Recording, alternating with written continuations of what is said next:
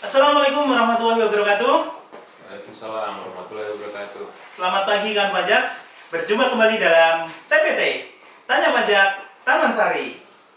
Bersama saya David Herul Rusda sebagai moderator pada live IG pada pagi hari ini. Dan di samping saya ada Mas Dian Perdana Putra Harahap sebagai narasumber di live IG pada pagi hari ini. Mas Dian ini adalah salah satu fungsional penyuluh pajak di KPP Pratama Jakarta Taman Sari. Baik kawan pajak, pada pagi hari ini kawan pajak bagaimana kabarnya? Semoga kawan pajak selalu sehat, selalu dalam lindungan Tuhan Yang Maha Esa, dan tentunya di tahun baru, di tahun 2024 ini kawan pajak dapat memulai tahun ini dengan lebih baik daripada tahun 2023. Tentu kawan pajak telah memiliki resolusi dan rencana-rencana yang akan dijalankan di tahun 2024 ini. Mungkin kawan pajak resolusinya adalah melanjutkan resolusi tahun lalu, Mas. Mungkin Ada resolusi yang iya, betul. olahraga gitu yang terwujud tahun lalu mungkin bisa dilanjutkan sekarang atau dilakukan sekarang ya. Nah, seperti saya nih, Mas. Resolusi saya di tahun 2023 adalah diet atau mengecilkan perut lah intinya ya. Tapi ternyata sampai tahun 2024 belum juga terrealisasi. Nah, mungkin kawan pajak di rumah sama seperti saya ada beberapa yang melanjutkan resolusi tahun 2023-nya. Jadi kawan pajak semoga di tahun 2024 ini resolusi-resolusi yang telah direncanakan di awal itu dapat terrealisasi, dan tentunya kita selalu berharap bahwa apa yang ada di tahun 2024 ini tentunya lebih baik ya Mas daripada tahun 2023. Nah, kalau kita punya resolusi dan kita ada sesuatu hal yang baru di tahun 2024 di sektor perpajakan, itu tentu ada juga hal yang baru, Mas. Hal yang baru itu terkait dengan tentunya aturan. Nah, aturan ini memang terbitnya di akhir tahun atau tepatnya di Desember tahun 2023. Namun, aturan baru ini baru berlaku mulai 1 Januari 2024 atau di tahun baru kemarin. Aturan itu adalah peraturan pemerintah nomor 58 tahun 2023 dan aturan turunannya di PMK 168 tahun 2023 juga. Aturan ini terkait dengan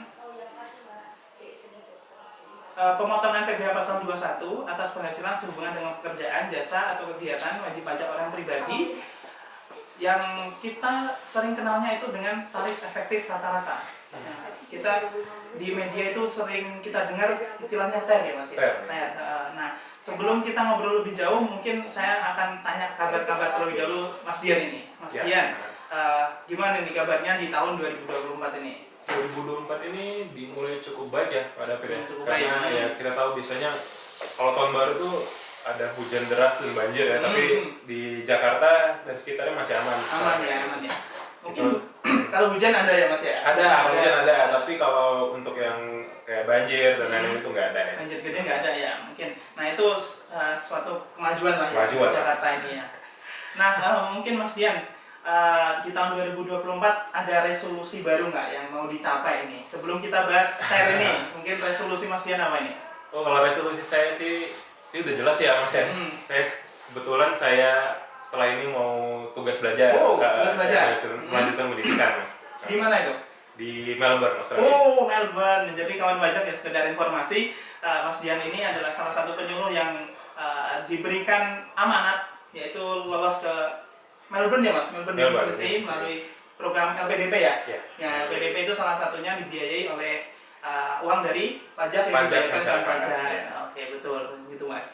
Nah, Mas Dian, kita mungkin langsung aja ya untuk ngobrol terkait dengan TER ini. Mungkin kan baca juga penasaran nih sebenarnya TER ini apa sih, kan banyak di media itu TER apa sih TER ini? Nah, sebelumnya kan sebuah aturan itu akan keluar, pasti ada sesuatu hal yang mendasarinya. Kenapa sih aturan ini harus keluar seperti itu ya? Atau latar belakang kenapa dari PP 58 tahun 2023 dan kemarin turunannya di PMK 168 itu apa sih yang melatar belakangi aturan ini harus terbit gitu Mas? Monggo Mas, diperjelas ke kawan pajak semua. Teman-teman ya. Jadi Mas David, aturan ini keluar latar belakangi karena pemerintah tuh masih merasa perhitungan PPh pasal 21 terutama untuk yang pemotongan ini itu masih terlalu kompleks dan membingungkan masyarakat. kita bayangkan dulu misalnya waktu lagi bulan mau lebaran nih, itu kan kita dapat ada THR, ada bonus seperti itu. Nah kalau pakai aturan yang lama kan kita harus hitung dulu nih semua pajaknya dengan THR.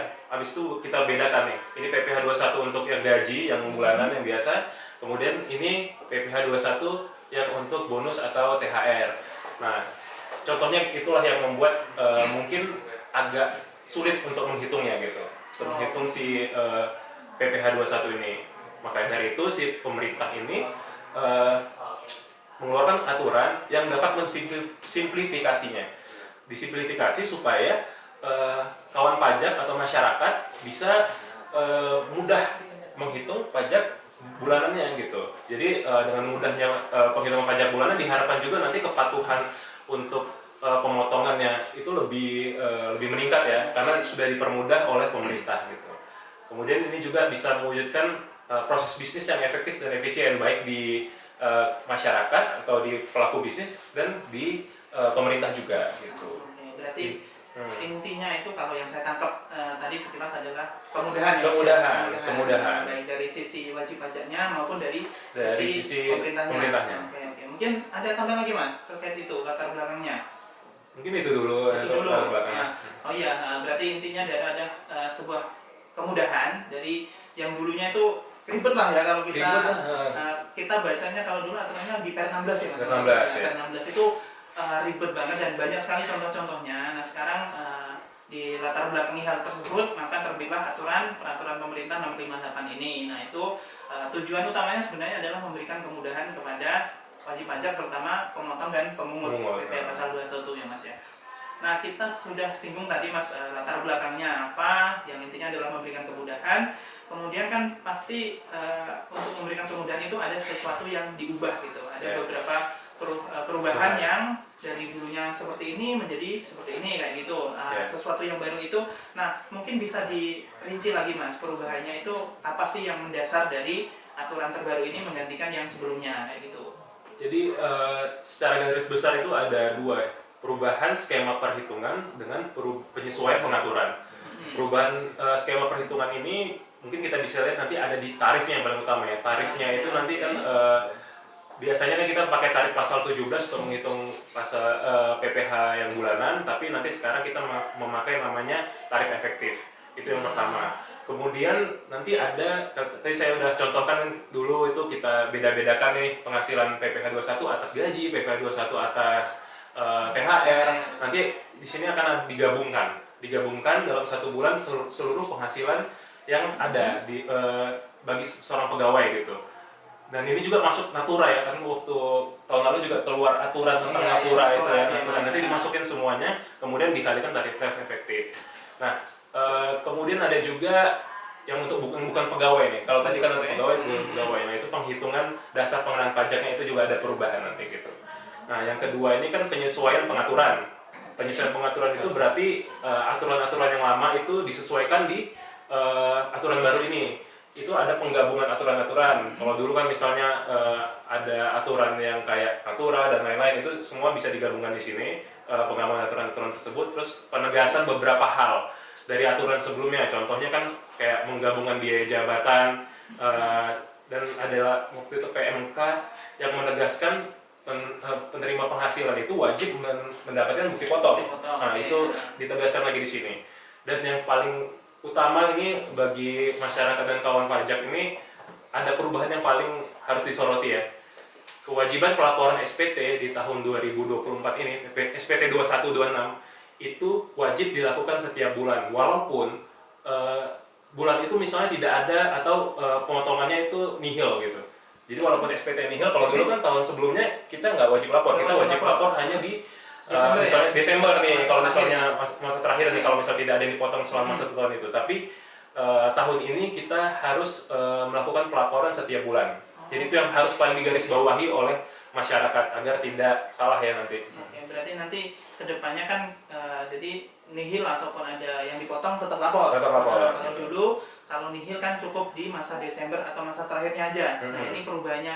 Nah ini mungkin harus kawan pajak harus pahami nih bahwa Yeah. ini perubahan ini cukup signifikan karena nanti menyangkut kewajiban kawan pajak untuk melakukan pelaporan PPh pasal 21 betul tiap bulannya ya Mas ya. Nah, ada juga perubahan terkait dengan tarifnya. Yang kalau kita istilahkan kan tadi TER ya, tarif efektif rata-rata. Baik itu untuk bulanan maupun untuk yang bukan pegawai tadi. Nah, itu kan ada sedikit perubahan. Nanti mungkin kita bahas lebih dalam lagi ya yang terkait tarif dan lain-lain itu. Nah, tentu juga ada perubahan terkait dengan kepastian hukum lah ya intinya, bahwa ada beberapa PMK yang digabung atau ada beberapa aturan yang itu menegaskan bahwa yang dipotong itu wajib menerima bukti potong, atau yang pemotong pemungutnya itu wajib menerbitkan bukti potong kepada yang dipotong ataupun dipungut. Nah, itu memberikan penegasan hasilnya sekarang tidak rancu lagi lah bahwa hal itu sebuah kewajiban bagi pemotong atau pemungut untuk menerbitkan bukti potong dan diberikan kepada pihak yang dilakukan pemotongan. Nah, kita masuk ke tadi Mas yang terkait dengan tarif efektif ya, tarif efektif rata-rata atau TER. Nah, ini kan banyak sekali kan pajak ini bingung nih karena saya juga sedikit baca tadi bahwa itu ada beberapa tabel yang panjang Mas. Nah, itu kan sedikit membingungkan. Mungkin tadi kan niatnya mempermudah ya, tapi ada beberapa hal yang mungkin masih bingung karena belum terbiasa gitu. Nah, mungkin Mas Dian bisa menjelaskan lebih rinci ataupun mempermudah lah penjelasannya agar bisa mudah diterima oleh kan pajak terkait dengan perubahan tarif pada PPh pasal 21 ini. Ya. Jadi kalau kita flashback sedikit ke tahun-tahun sebelumnya, itu kan hanya ada satu tarif yang namanya tarif pasal 17. Yang misalnya kalau PT penghasilan kena pajak kita sampai 60 juta itu 5% dan sebagainya. Nah, kalau di tahun ini itu akan ada dua tarif ini terutama bagi yang pegawai tetap ya. Ya, tetap, oke. Yang pertama itu tarif pasal 17 tetap ada, tapi nanti kita jelaskan penggunaannya sewaktu apa. Yang kedua yang paling harus disoroti itu tarif efektif pemotongan. Nah, di sini ada dua kategori sebenarnya, bulanan dan harian. Tapi untuk pegawai tetap dulu kita omongin ini pakai yang bulanan. Ada tiga kategori. Tiga kategori ini nanti kita bedakan melalui PTKP-nya. Misalnya kalau PTKP tidak kawin, misalnya tidak kawin 0 tanggungan, itu kita lihat nanti di tabel-tabel ada tiga tabel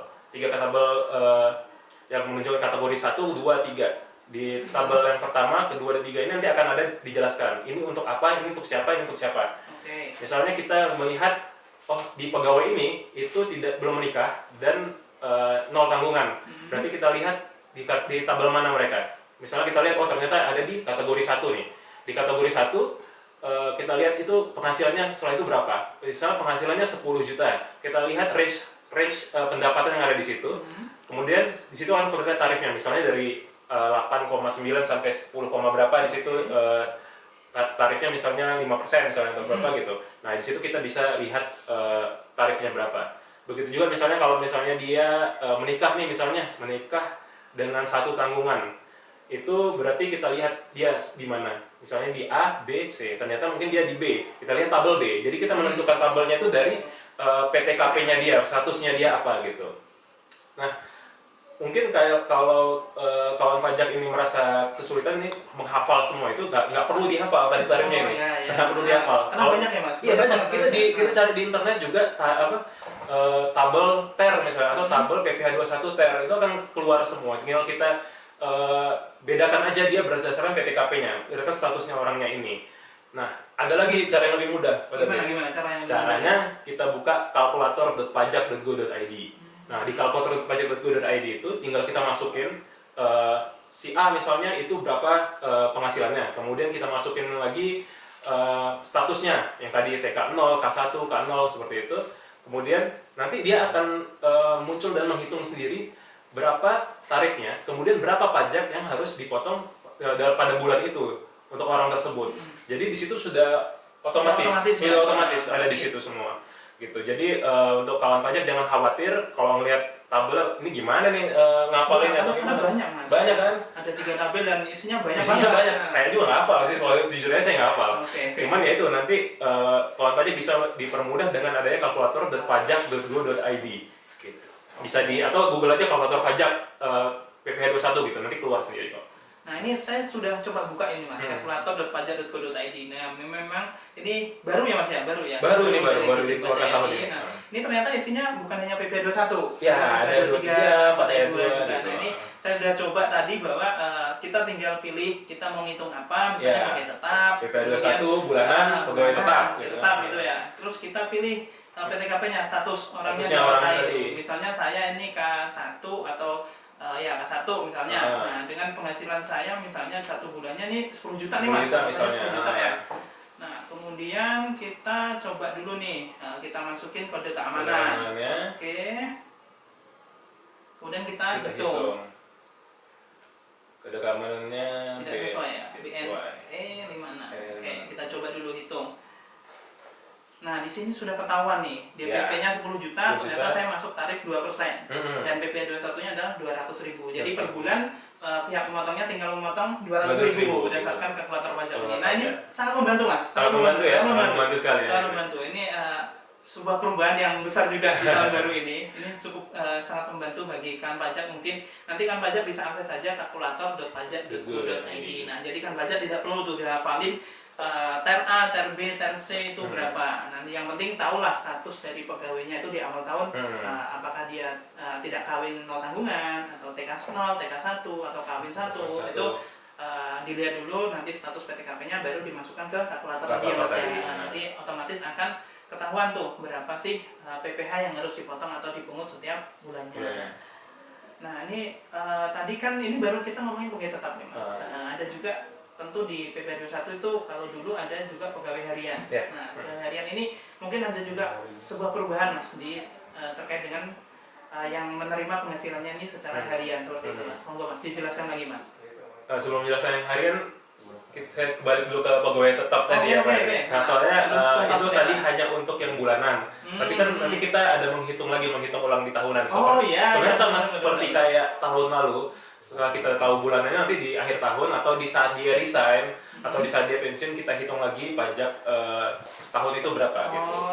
Nah nanti metodenya sebenarnya sama kalau untuk yang tahunan. Kita hitung dulu penghasilan bruto dia selama setahun, kemudian kita kurangkan biaya jabatan, iuran pensiun atau iuran JHT dan lain-lain, zakat, kemudian kita kurangkan PTKP-nya. Dan disinilah kita masih memakai tarif pasal 17 yang tahun lalu. Jadi misalnya penghasilan dia ternyata satu tahun itu ada 55 juta, berarti kan masih dalam range yang pertama itu sampai 60 juta. Ya udah kita kalikan dengan 5%. Setelah itu kita lihat nih di bulan-bulan sebelumnya, misalnya di bulan 1 sampai 11 dia sudah dipotong berapa nih? Kalau tadi ya. Tadi. Nah, kalau misalnya dia udah dipotong misalnya anggap 50 juta ya, kita hitungan kasar 50 juta, berarti kan penghasilan pajaknya misalnya pajaknya setelah kita hitung ini 2 juta ya misalnya, tapi selama 11 bulan itu udah dipotong 1.800.000, berarti di akhir tahun hanya tinggal 200.000 yang belum dipotong gitu. Berarti nanti saya di closing di akhirnya. Di akhirnya dihitung berdasarkan tarif pasal 17. Tarif pasal 17 seperti dulu. Berarti di akhir ada sebuah perbedaan. Kalau misalnya masa 1 sampai 11 dia pakai TR. Kemudian di akhirnya atau biasanya kita Desember lah ya. Desember itu kita hitung kembali dengan tarif pasal 17. Nah, kemudian kan akan ketahuan PPh terutang dia selama setahun. Nah, kemudian akan dikurangi istilah kredit pajak lah ya, kredit pajak kalau dipotong-potong itu. Januari sampai November tadi dikurangi, nah itu yang akan dibayarkan di Desembernya gitu. Kayak gitu. Berarti pasal 17 masih tetap harus dipegang nih sama kan pajak. Berarti TR ini bukan berarti menggantikan pasal 17, tapi pasal 17 itu tetap ada untuk menghitung di akhir tahun atau di Desembernya. Nah mungkin pegawai tetap cukup ya Mas ya? Kayaknya cukup dengan pegawai tetap. Oke, nah tadi pertanyaan saya yang sebelumnya tadi terkait untuk dengan yang pegawai tidak tetap ya. Pegawai tidak tetap yang harian ya Mas Yani. Yang kita penghasilannya itu diterima harian. Jadi tidak tetap sebulannya berapa, tapi dibayarnya biasanya per hari atau per minggu kayak gitu. Nah, itu penghitungannya seperti apa Mas? Ada perubahan atau tidak itu? Ada perubahan untuk yang harian pegawai tidak tetap yang didasarkannya berdasarkan penghasilan bruto harian ya ini ya. Untuk yang masih di bawah 450.000 atau sama dengan 450.000 per hari itu masih pemotongannya 0%. 0%. Nah, kalau 450.000 sampai dengan 2,5 juta itu setengah persen. Setengah persen. Setengah persen. Nah, kalau bagaimana yang melebihi 2,5 juta per hari itu berarti kita masih sekali lagi pasal 17 masih digunakan di sini. Masih pasal 17 Jadi penghitungannya 50% dikali penghasilan brutonya berapa dikali pasal 17. Jadi perbedaannya di situ. Kalau yang di bawah 2,5 juta tadi Mas, kita pakai ter harian. Ini ingat ya, ternya ter harian, beda ya. Jadi ada ter bulanan, ada ter harian. Kita harus bedakan. Kita harus bedakan ter harian. Itu juga ada di ini, ada di tabel nanti bisa dicari. Kemudian yang lebih dari 2,5 juta per hari ini itu memakai pasal 17 dengan 50% dulu dikalikan penghasilan bruto. Penghasilan bruto. Berarti kalau kita bisa petakan itu ada 3 ya Mas ya. Ada sampai 450.000 itu 0%. Kalau dia per harinya, dapatnya 450 sampai 2,5 juta. Itu berarti tarifnya 0,5%. Kalau di atas 2,5 kembali lagi ke tarif pasal 17. 50% dikali penghasilan bruto baru dikali tarif pasal 17. Itu ya Mas ya. Ter harian dan bulanan tadi ya. Oh iya, tetap dicatat bahwa ada perbedaan antara ter harian dan ter bulanan tadi. Nah, yang tadi kita ngomongin pegawai tetap dan pegawai tidak tetap Mas. Ini berikutnya ini kita bicara lagi terkait dengan yang bukan pegawai. Bukan pegawai. Nah, yang bukan pegawai ini kan tentu di Per 16 juga udah dijelaskan terkait dengan bukan pegawai dan ada contoh-contohnya. Mungkin yang bukan pegawai ini ada perubahan lagi yang mungkin lebih simpel lagi Mas. Kalau Per 16 kan sebenarnya udah simpel juga ya, bukan simpel ya.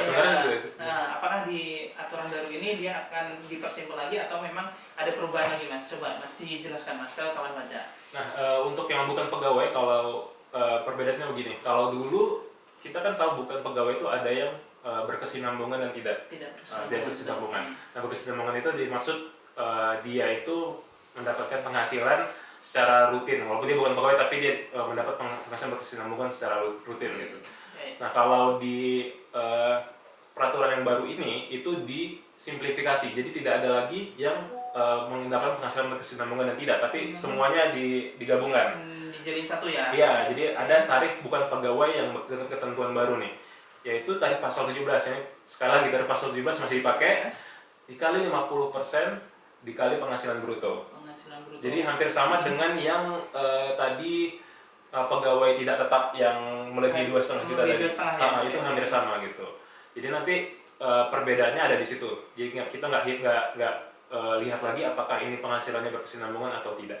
Berarti intinya cuma itu aja ya Mas ya, menggabungkan antara yang berkesinambungan dengan yang tidak berkesinambungan. Sekarang itu sudah tidak ada, dianggapnya semuanya itu jadi satu ya, jadi bukan pegawai.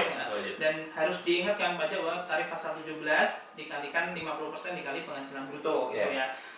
Ini Mas simpel juga sih untuk penghitungannya sebenarnya untuk yang bukan pegawai. Jadi tidak ada perubahan yang signifikan kecuali tadi ya Mas ya, penggabungan antara yang berkesinambungan dan tidak berkesinambungan. Nah, mungkin yang 21 cukup Mas atau masih ada tambahan? Masih cukup ya. Cukup ya. PPh 21-nya. Nah, biasanya PPh 21 ini berpasangan Mas. Apakah ada perubahan Mas terkait dengan PPh pasal 26 setelah terbitnya peraturan pemerintah ini? Apakah ada perubahan lebih simpel atau tetap aja kayak dulu? Sebenarnya untuk PPh pasal 26 itu tidak ada perubahan ya sebenarnya, karena ini kan memang sifatnya juga final sebenarnya yang PPh pasal 26 ini. Jadi untuk PPh pasal 26 tetap sama seperti yang lama, itu 20% dikalikan dengan penghasilannya. Tapi kita lihat juga ini orang dari mana misalnya subjek pajak ya, karena subjek pajaknya kan bisa jadi kita punya perjanjian atau tax treaty ya dengan negara tersebut. Kalau misalnya dia punya certificate of domicile itu yang untuk menunjukkan kalau dia itu memang warga negara sana, terus punya itu dari otoritas pajak di sana, baru kita sesuaikan tarifnya dengan perjanjiannya berapa sih sama negara itu gitu. Jadi secara garis besar tidak banyak perubahan sih dari yang itu. Nah, kalau dulu kan 20% ya Mas tarifnya ya, dikali penghasilan bruto ya. Nah, 20% kali penghasilan bruto, tapi tetap lagi kita harus melihat P3B. P3B-nya harus dipegang dulu. Apakah Indonesia memiliki P3B dengan negara asal warga negara tersebut. Nah, kalau ada P3B-nya berarti kita tarifnya itu sesuaikan dengan P3B. Jadi ini tidak ada perubahan sepertinya untuk yang PPh pasal 265 karena memang sifatnya final juga ya Mas. Final. Oke, nah ini Mas, kan di TER ini kan hal yang baru ya, sesuatu yang baru, mungkin kan pajak masih banyak hal yang bingung, atau mungkin kan pajak ini sebenarnya ngerti tapi masih ragu-ragu gitu, ragu-ragu untuk melakukan eksekusi terhadap pemotongan atau pemungutannya. Nah ini mumpung masih Januari nih Mas, sebelum dilakukan nanti pemotongan kan Februari ya, akhir bulan atau mulai awal Februari mereka mulai menghitung tuh yang harus dipotong berapa. Nah ini mungkin kan pajak kalau masih bingung lagi dengan kita ada live IG ini, mungkin kan pajak bisa bertanya kemana kalau masih bingung lah terkait dengan masih TER ini. menanyakan ya. Ya mungkin untuk wajib pajak yang di KPP Taman Sari itu bisa menghubungi atau datang langsung ke helpdesk KPP Taman Sari nih. Untuk yang nomor yang bisa dihubungi, kita punya layanan untuk chat ya, dari wajib pajak itu di 0851 6353 0032. Di situ kalau misalnya ada pertanyaan seputar apapun sih sebenarnya ya, bukan hanya PP pasal 21 ini, itu bisa ditanyakan di situ. Atau kalau mau lebih jelas lagi ya datang langsung ke helpdesk KPP, karena kalau untuk sifat tutorial dan lain-lain mungkin tidak bisa dibantu di chat, tapi kalau untuk datang itu mungkin bisa kita bantu gitu. Nah, selain itu ada juga nih Mas David, untuk kalau misalnya layanan telepon itu bisa ke 1.500-200. Itu krim pajak. Nah, itu bisa juga. Kalau itu tidak membatasi KPP manapun, itu bisa telepon ke situ gitu. Jadi mau dari Sabang sampai Merauke, kalau misalnya ada kesulitan dalam administrasi perpajakan, bisa menanyakan ke 1.500-200. Atau kalau yang punya Twitter bisa juga di @krimpajak. Itu bisa juga. Oke. Nah, tak terasa Mas, kita udah setengah jam. Gak berasa ngobrolin TER ini sampai setengah jam ya Mas. Cukup menarik aturan baru ini, karena inti dari aturan baru ini adalah mempermudah kawan pajak dalam menjalankan kewajiban perpajakannya. Nah, jadi kawan pajak ini tentu saja dengan kemudahan yang telah diberikan, diharapkan kawan pajak bisa melakukan kewajiban perpajakannya secara benar, dan tentu saja lebih taat lah dalam menjalankan kewajiban perpajakannya Mas. Itu yang diharapkan oleh kita sebagai DJP ini. Harapannya kan pajak ini dalam menjalankan kewajiban perpajakannya itu mudah dan tentu saja taat dan tentu patuhlah terhadap peraturan yang telah dibuat. Mungkin kita pembahasannya cukup untuk terkait dengan TER ini ya Mas ya. Nanti mungkin kan pajak, tadi kita juga udah singgung bahwa untuk kan pajak yang mungkin masih bingung terkait dengan TER maupun terkait dengan aturan perpajakan yang lain, baik itu PP 21, 23, PPN. Nah, kan pajak jangan sungkan-sungkan lah untuk datang ke KPP Pratama Jakarta Taman Sari. Kita buka dari jam 8 sampai jam 4 sore ya Mas ya, dari Senin sampai Jumat atau di hari kerja. Kawan pajak, monggo yang belum melaporkan SPT tahunannya segera untuk melakukan pelaporan SPT tahunan untuk orang pribadi 31 Maret, untuk badan 30 April ya Mas ya. Nah, baik orang pribadi maupun badan segera untuk melakukan pelaporan SPT tahunan. Mungkin itu saja Mas pada pagi hari ini. Terima kasih penjelasan yang telah diberikan kepada kawan pajak. Nah, mungkin kan pajak bisa menunggu update-update dari kami terkait dengan aturan perpajakan maupun episode berikutnya di TPT ini Mas ya. Jadi kita akan sesering mungkin lah menyapakan pajak melalui live IG maupun melalui saluran yang lain. Jadi kawan pajak stay tune terus di IG kami di Pajak Taman Sari, dan sampai berjumpa di TPT episode berikutnya. TPT Tanya Pajak Taman Sari.